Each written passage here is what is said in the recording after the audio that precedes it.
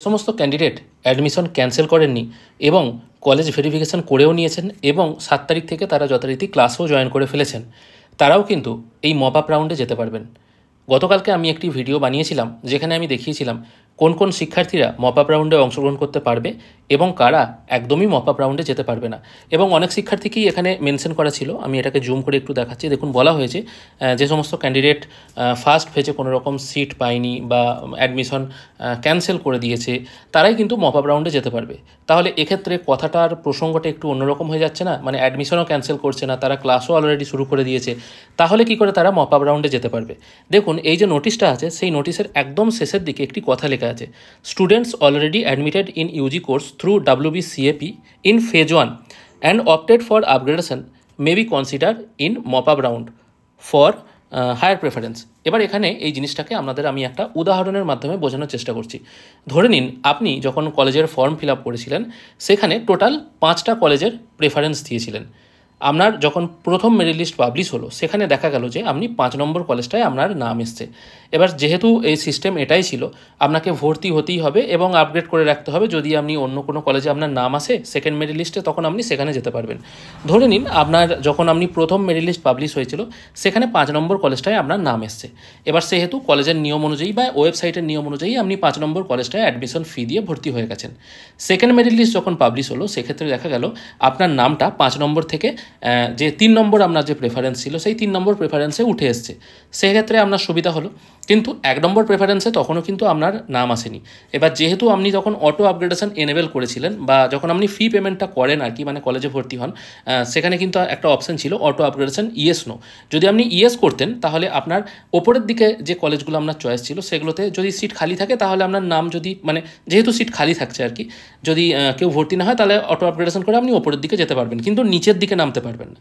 এবার দেখা গেল যে সেকেন্ড মেরিট লিস্ট যখন পাবলিশ হলো তখন হয়তো আপনি সেকেন্ড বা থার্ড যে কলেজটা চয়েস করে রেখেছিলেন সেই কলেজের সিট খালি আছে সেকেন্ড মেরিট লিস্টে, আপনি সেই কলেজে আপনার অ্যাডমিশন শিফট করে নিলেন।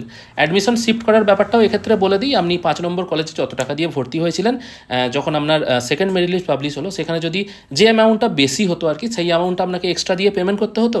আর যদি দেখা যেত অ্যামাউন্টটা কম আছে তাহলে এক্সট্রা যে অ্যামাউন্টটা অতিরিক্ত কাটা আছে সেটা আপনার ব্যাঙ্ক অ্যাকাউন্টে, এই টোটাল কলেজে ভর্তির যে সিস্টেমটা আছে এটা যখন কমপ্লিট হয়ে যেত তখন আপনার সেই ব্যাঙ্ক অ্যাকাউন্টে টাকাটা রিফান্ড হয়ে যেত। এটাই ছিল সিস্টেম। এবার সে সমস্ত ক্যান্ডিডেটদের ক্ষেত্রে বলছি, যে সমস্ত ক্যান্ডিডেটরা 5 নম্বর থেকে, মানে প্রথম মেরিট লিস্টে 5 নম্বরে নাম এসছে, সেকেন্ড মেরিট লিস্টে হয়তো 3 নম্বর বা 2 নম্বরে নাম এসছে, কিন্তু 1 নম্বরে তাদের নাম আসেনি। এবার সেকেন্ড মেরিট লিস্টে তারা যখন অ্যাডমিশনটা শিফট করলো, নিচে থেকে ওপরে নিয়ে এলো, তখনও কিন্তু একটা অটো আপগ্রেডেশন এনেবেল বলে একটা অপশান ছিল এখানে।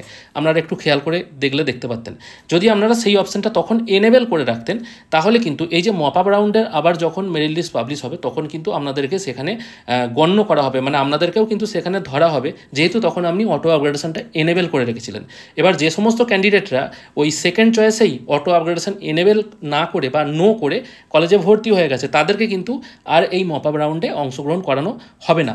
এবার এক্ষেত্রে একটা বলি, যে সমস্ত ক্যান্ডিডেট সেকেন্ড রাউন্ডে হয়তো 5 নম্বর কলেজটাতে নাম এসেছিল, মানে যখন ফার্স্ট মেরিট লিস্ট পাবলিশ হয়েছিল আর কি, তখন হয়তো দেখা গেল যে সেই সমস্ত ক্যান্ডিডেটদের 5 নম্বর কলেজটায় নাম এসছে।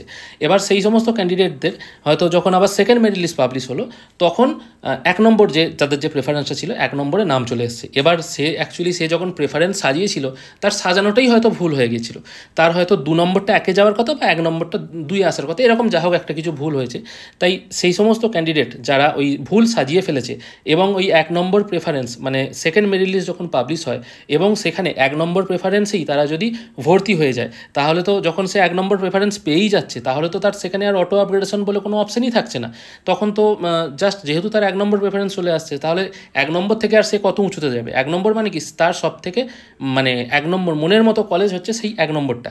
এবার যেহেতু তখন সে ওখানে ভর্তি হয়ে যাচ্ছে তখন কিন্তু সে আর মপ আপ রাউন্ডে যেতে পারছে না। তাহলে কারা এই মপ আপ রাউন্ডে যেতে পারছে?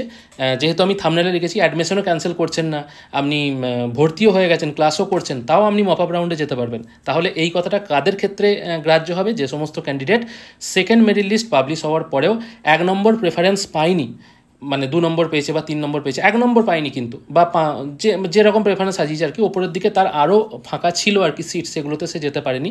সেই কলেজগুলোতে যদি সিট খালি থাকে তাহলে কিন্তু তারা এই মপ আপ রাউন্ডে যাচ্ছে এবং মপ আপ রাউন্ড থেকে তারা কিন্তু তাদের সিট আপগ্রেড করতে পারবে।